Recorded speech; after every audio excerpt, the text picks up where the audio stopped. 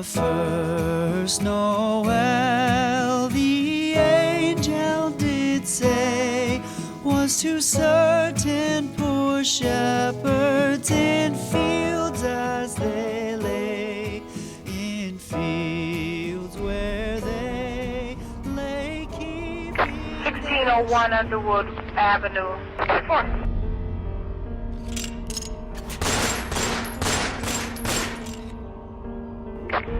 They are requesting backup for an ambush. Officer down.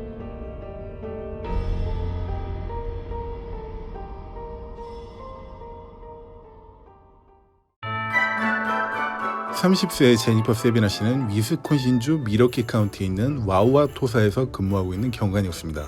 제복을 입고 있을 때나 벗고 있을 때나 언제나 그녀는 항상 주변 사람들을 활기 넘치게 해주는 비타민 같은 여성이었습니다. 주일마다 나가던 교회에서도 청년 전도회장을 맡아 항상 봉사하는 시간을 보냈습니다.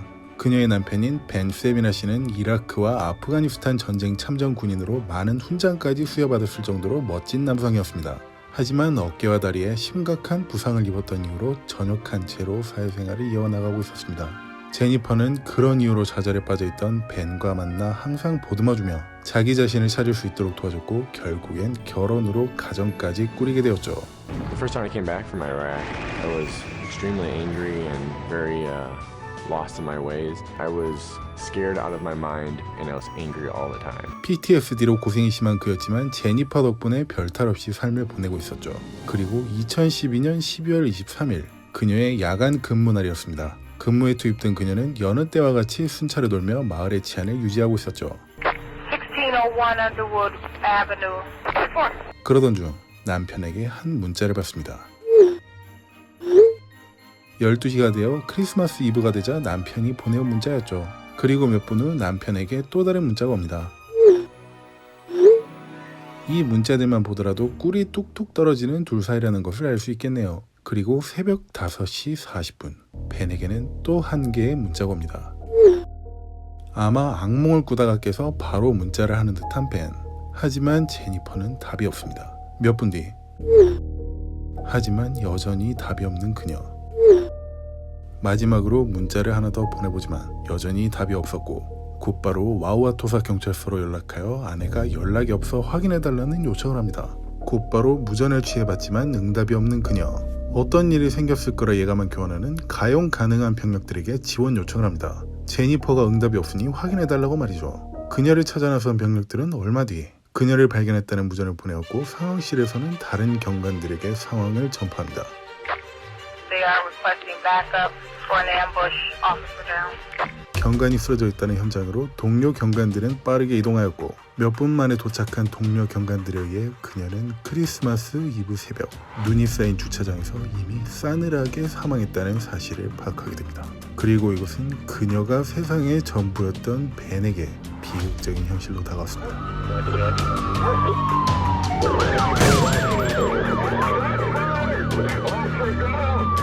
눈밭에 쓰러져 있던 그녀는 머리와 얼굴에 5발의 총을 맞은 채로 사건 당시 즉사했던 것으로 확인되었습니다.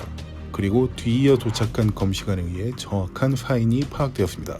제니퍼는 얼굴에 2발의 총을 맞았을 때까지 목숨이 붙어 있었을 것이며 뒤이어 머리에 발사된 3발의 총알로 사망한 것으로 확인됩니다. 총알 5발이 모두 얼굴과 머리에 향한 것을 보자면 범인은 그녀를 살인하겠다는 명백한 의도였던 것으로 파악할 수 있습니다. 주위 사람들에게 언제나 비타민 같은 존재로서 직업적으로나 사회적으로 큰 기쁨만을 주던 그녀를 과연 누가 이렇게 잔인하게 살해할 수 있었을까요? 그리고 현장에서 찾아낼 수 있던 증거로는 범인이 남기고 간 듯 보이는 발자국밖에 없었습니다.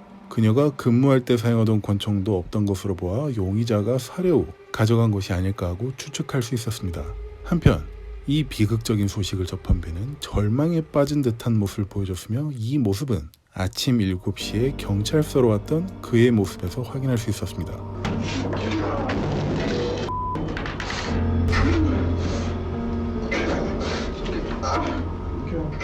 그리고 아내에 대해 이렇게 이야기합니다.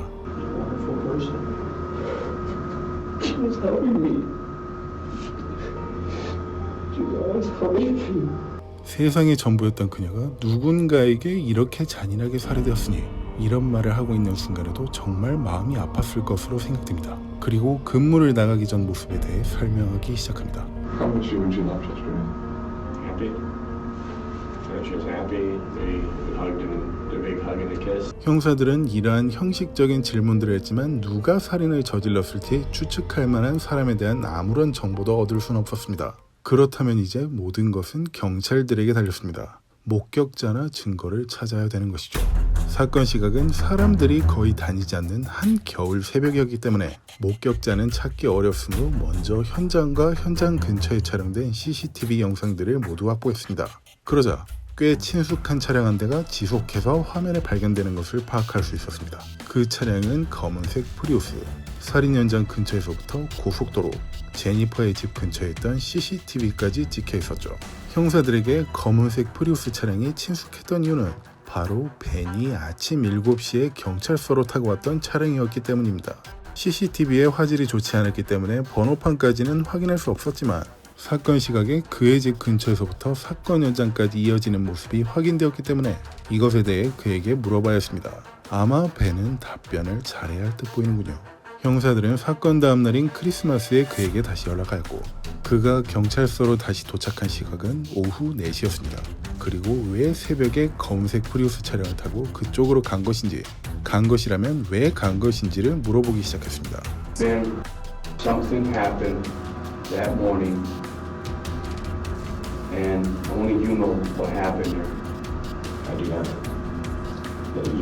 Ben, I know You're upsetting me with the I fact that you think I apologize. killed I my don't wife. mean any disrespect, man. Ben, I don't mean any If there's just anything I can explain to you is that I loved her. There's no rage, there was no outburst ever directed at her, and I never would because I had such true love for her that I couldn't hurt her. 이상하군요. 아직 질문에 대한 어떤 정확한 이야기도 꺼내지 않았는데 많은 말들을 먼저 늘어놓기 시작하는 벤.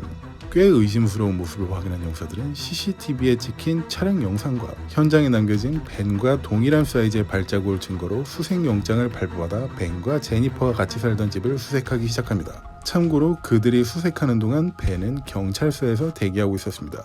수색을 시작한 경찰의 눈에 증거로 삼을 만한 물건은 발견되지 않았고 다시 경찰서로 돌아와서 벤을 상대로 신문을 계속해서 이어갔습니다. I could never hurt her. If I was there, I would have saved her ass. I would have stepped out of the way. I would have done anything to stop this from happening. 이런 말을 하며 자신의 혐의를 부인하는 듯 보이는 벤 세비나. 이 신문은 약 5시간가량 이어지며 많은 질문과 증언이 오갔지만 대부분 실제로 입증하기 어려운 두리뭉실한 증언뿐이었고 그것마저도 시간이 갈수록 조금씩 달라져 갔습니다. 자신의 증언을 계속해서 번복하는 것이었죠. 이것을 지켜보던 베리 웨버 부서장은 그가 범인이라는 것을 확신하고 형사들에게 다시 그의 집을 확실하게 수색하라는 지시를 내렸습니다. 벤을 경찰서에 남겨두고 다시 그의 집으로 이동한 형사들. 이번엔 무언가를 찾아내겠다는 각오와 함께 수색하기 시작했습니다. 그러자 지하실 천장의 단열재 구석에서 놀라운 것이 발견되었습니다. 그것은 9mm 권총 2자루와 사건 현장에서 없어진 제니퍼 경관의 권총 1자루였습니다. 이 확실한 증거들로 벤이 범인이었던 것으로 확신할 수 있었지만 그가 그토록 사랑하던 제니퍼를 왜 살해한 것인지에 대한 이유를 파악해야만 했고 자백도 받아야 했습니다. 그러던 중 그들은 벤이 참전 군인으로 PTSD를 앓고 있었다는 사실을 알게 되었죠. 여러분 중 예전에 제가 다뤘던 한 사건에서 PTSD를 앓고 있던 한 퇴역 군인이 가족 모두를 살해한 뒤 자살하는 모습을 페이스북 라이브 영상으로 남겼던 사건을 기억하고 있는 분이 계실지 모르겠지만 그런 사건과 같이 퇴역 군인이 벌이는 비극적인 사건들이 미국에선 꽤 많이 일어나고 있죠.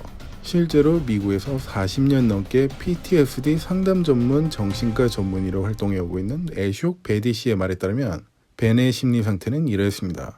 목숨 바쳐 활동했던 전장에서 안타까운 부상으로 전역하게 되었던 벤은 사회에서 유일하게 자신을 지켜주고 바라봐주고 도와줬던 제니퍼를 진심으로 소중하게 생각하고 있었을 것입니다. 그리고 이런 상황에서 대부분의 PTSD 환자들은 그런 소중한 사람들을 잃어버리게 될 두려움으로 항상 가득 차 있습니다.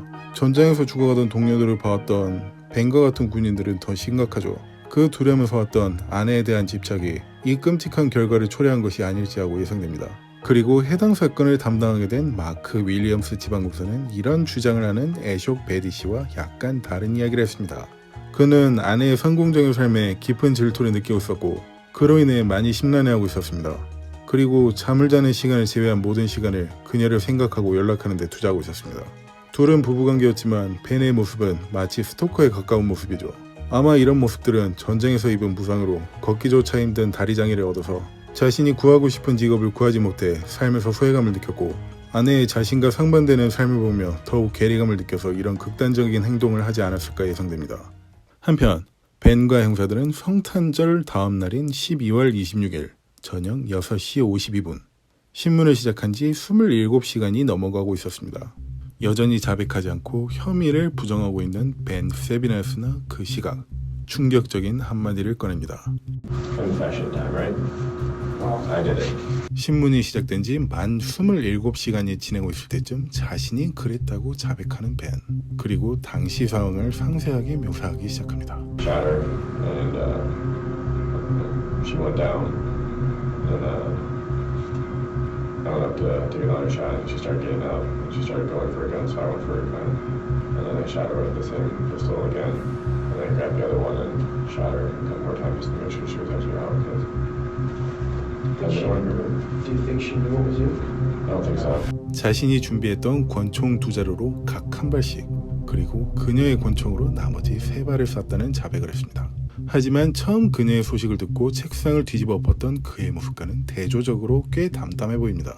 Why did you shoot her in the face with her own gun? That was just because I wanted to make sure she was dead. 과연 그는 정신과 전문의가 말했던 PTSD의 영향으로 이런 행동을 저질렀던 것일까요? 그렇지만 그게 사실이라면 꽤 계획적으로 보이는 이 사건에 대해 어떻게 연결지어야 될까요? 권총을 지하실 단열재 안쪽에 안 보이도록 숨겨둔 것도 포함해서 말이죠. Why did she deserve to die like that? 그는 이 질문에 대해 증언을 이어가다 이런 말을 꺼냅니다. I wish I could have just killed myself. Why didn't you? Because she would have killed herself after that.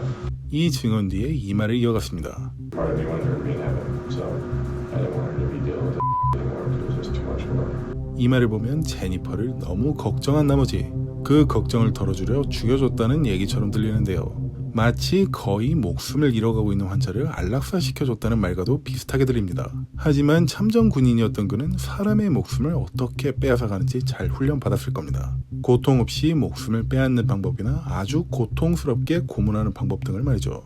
그런데 얼굴에 대고 총을 쏴서 목숨을 잃지 않을 만큼의 고통을 안겨준 뒤 그녀의 총을 빼앗아서 머리에 한 발도 아닌 3발이나 더 쐈던 행동은 안락사와는 거리가 멀게만 느껴지는군요.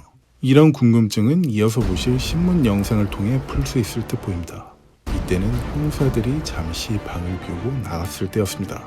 They were making stupid documentary. This is the full give and take. I mind. I'll kill her. 본인의 실체를 드러낸 그는 1급 살인 혐의로 미러키 카운티 마크 윌리엄스 검사에 의해 구속 기소되었습니다.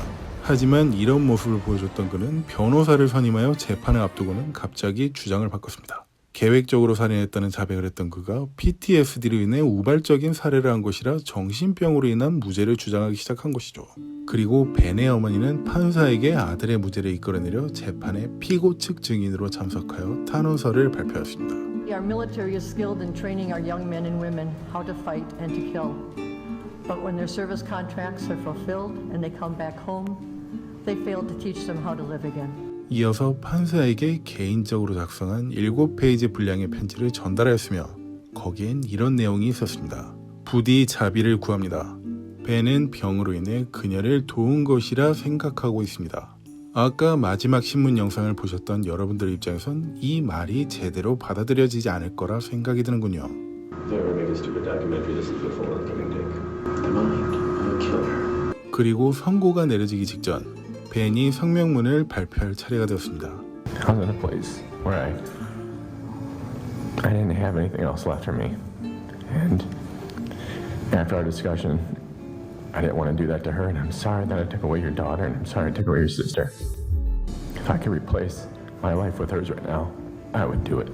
결국 판사는 1급 살인죄로 판결하였으며 35년간 가석방이 없는 무기징역을 선고했습니다. Mr. Sabina will be about 65 or 66 years old when he's allowed to petition for release. 이렇게 해서 사건은 마무리되었고 모든 사람에게 기쁨을 주는 비타민 같은 존재였던 그녀의 죽음은 많은 사람들에게 슬픔으로 찾아왔습니다. 그리고 이 지역 경관이었던 제니퍼 세비나의 죽음은 와우아토사 경찰서가 공식적으로 세워졌던 1915년 이후 정확히 97년 만에 처음 있는 일이었습니다. 그래서 이 지역에서 근무 중인 모든 경찰들에게 더욱 큰 의미로 다가오는 사건이었습니다. 그녀를 기리기 위해 이 지역의 모든 경관들과 보안관들은 장례식에 참석하였으며 그 장례식에 참여했던 많은 사람들 중 그녀와 함께 일했던 팀원들이 이런 말을 남겼습니다. As we are present here today, remembering Jen.